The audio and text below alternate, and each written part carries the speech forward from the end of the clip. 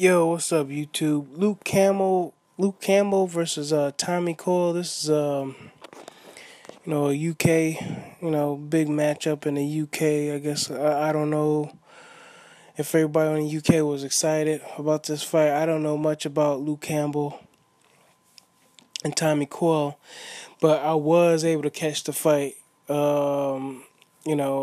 The only thing I know is that Luke Campbell is a competitor, and by listening to Boxing Beats and Rhymes and Earl Jarrett, EJ, Boxing Live.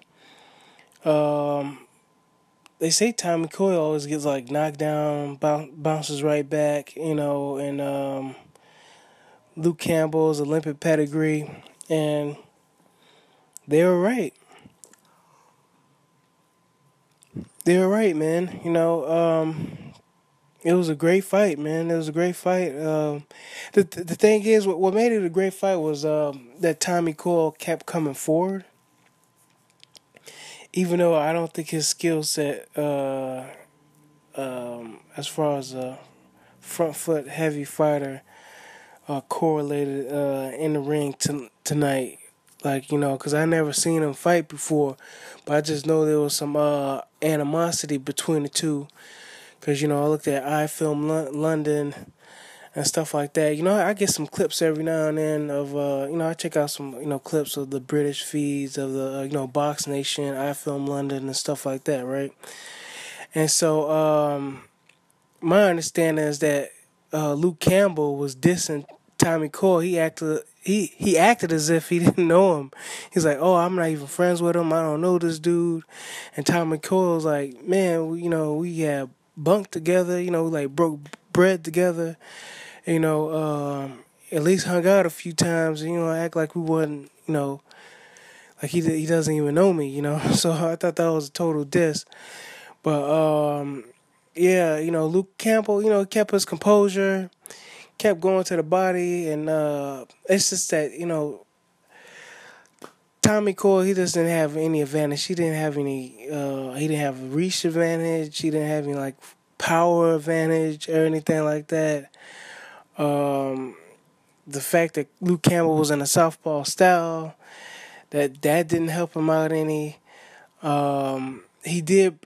I thought the good thing he did was he did come forward, but he couldn't come forward and put his hands together. He probably had the wrong trainer.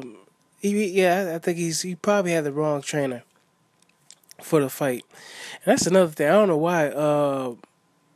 It's to me, in my opinion, there's nothing wrong with a boxer going to another gym and maybe hiring a trainer to train him for like maybe a couple of months, if not a few weeks, on how to learn like a different style, a different technique, because you never know when you're gonna need a different technique or different style. And if you notice, like in the boxing circle, there's different like houses. There's different styles, but there's different coaches who are able to make certain fighters better at what they do, but not necessarily teaching them, something new. You get what I'm saying? It's like, okay, this is your style. We master this style instead of let's master this type of style, and then let's implement another type. Let's master like 2 or 3 different styles. You get what I'm saying? The skill sets are limited, and I think it would have better served Tommy Coyle to maybe go to Robert Garcia's camp or something. Maybe he should have had the Mexican style or something like that in this fight, because he tried to box and he tried to come forward and brawl, but he just couldn't do it, man.